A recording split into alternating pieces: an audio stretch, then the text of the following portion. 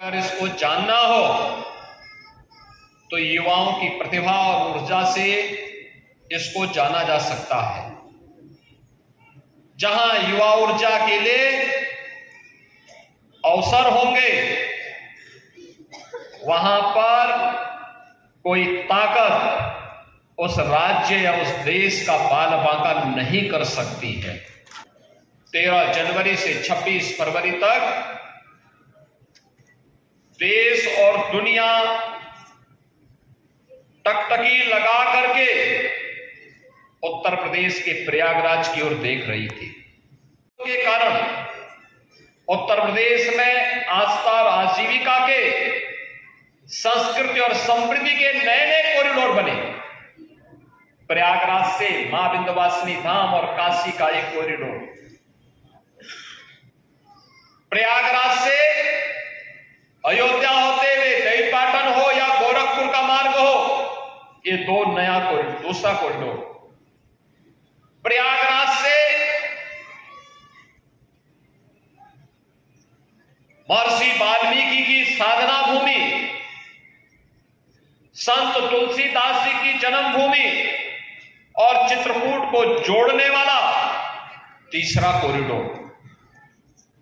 प्रयागराज से श्रृंगवेरपुर होते हुए लखनऊ और नैमिषारण्य ये तीसरा आध्यात्मिक कॉरिडोर बनते हुए देखा। और प्रयागराज से आगरा होते हुए मथुरा, वृंदावन, बरसाना, गोकुल, नंदगांव, गोवर्धन, यह भी एक पांचवा आध्यात्मिक कॉरिडोर बनते हुए देखा है। लोग हमारे महाकुंभ को बदनाम कर रहे थे, उनके राज्यों में व्यापक हिंसा हो रही थी, उनसे संभले नहीं संभल पा रहा था। लेकिन उत्तर प्रदेश में शांतिपूर्ण, सौहार्दपूर्ण तरीके से पूरा आयोजन संपन्न हुआ। और होली के ठीक पहले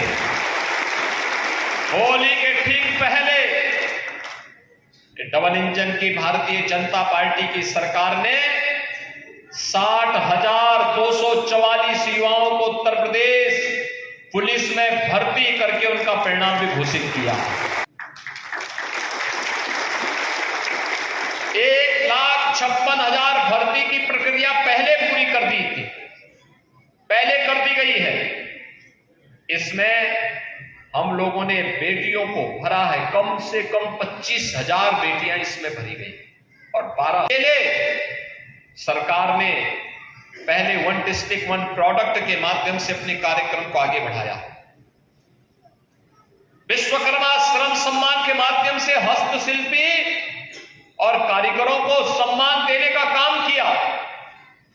जो भी देश अपने हस्तशिल्पी को, अपने कारीगरों को, अपने युवाओं को, अपने अन्नदाताओं को सम्मान देता है, वही समृद्धि के शिखर पर पहुंचता है। आज बीमारू नहीं है, अब समृद्ध राज्य है, समृद्ध राज्य। बड़े बड़े प्रोजेक्ट, गोंडा के लिए भी हम लोगों ने एक बाईपास स्वीकृत कर दिया, बहराइच के लिए भी स्वीकृत कर दिया है। पैसा नहीं होता तो क्या यहां मेडिकल कॉलेज बन पाता? पैसा नहीं होता तो क्या एक एग्रीकल्चर कॉलेज बन पाता? पैसा नहीं होता तो क्या है यहां पे गवर्नमेंट इंजीनियरिंग कॉलेज बन पाता? और 17 के बाद मैं गत वर्ष जब गोंडा आया था, मुझे बाई रोड यहां से देवीपाटन जाना पड़ा था। 45 मिनट में मैं देवीपाटन पहुंचा था, मात्र 45 मिनट के अंदर। सर्वाधिक खाद्यान्न उत्पादन वाला राज्य उत्तर प्रदेश है, सर्वाधिक गन्ना उत्पादन करने वाला राज्य उत्तर प्रदेश है, सर्वाधिक इथेनॉल उत्पादन करने वाला राज्य उत्तर प्रदेश है, और सर्वाधिक युवा ऊर्जा का राज्य भी उत्तर प्रदेश है। ये स्कीम आज तो एक औपचारिक रूप से इसको प्रारंभ करने के लिए मैं आया हूं। अभी 25, 26, 27 को 3 दिवसीय मेला लगने वाला है हर जिले में। जितने बच्चे होंगे और जितने युवा आवेदन करेंगे, उन सबको इस स्कीम के साथ जोड़ करके नया उद्यमी बनाएंगे, जनपद को उद्यमिता के क्षेत्र में आगे बढ़ाएंगे, नए रोजगार का सृजन करेंगे। उत्तर प्रदेश के युवा को उत्तर प्रदेश के बाहर नौकरी और रोजगार के लिए भटकना नहीं पड़ेगा, बल्कि उसके जनपद में उसको कारोबार मिलेगा, वो स्वयं काम करेगा या अपना उद्यम स्थापित करके आर्थिक स्वावलंबन से अग्रसर होगा और जनपद को भी आगे बढ़ाएगा, प्रदेश को भी आगे बढ़ाएगा। हमने पहले ही कहा है कि अपराध और अपराधियों के प्रति, भ्रष्टाचार और भ्रष्टाचारियों के प्रति सरकार जीरो टॉलरेंस की नीति के तहत काम करेगी और उसी जीरो टॉलरेंस की नीति के तहत मैं आपका आह्वान करने के लिए आया हूं। अगर कोई आपसे कहता है कि लोन दिलाने के नाम पे हम पैसा, आप पैसा दीजिए, हम पैसा दिलाएंगे, कतई विश्वास मत करिए। सरकार के पोर्टल पर जाइए। अगर कोई आपसे अनावश्यक रूप से धनराशि की मांग करता है, आप उसकी शिकायत करिए।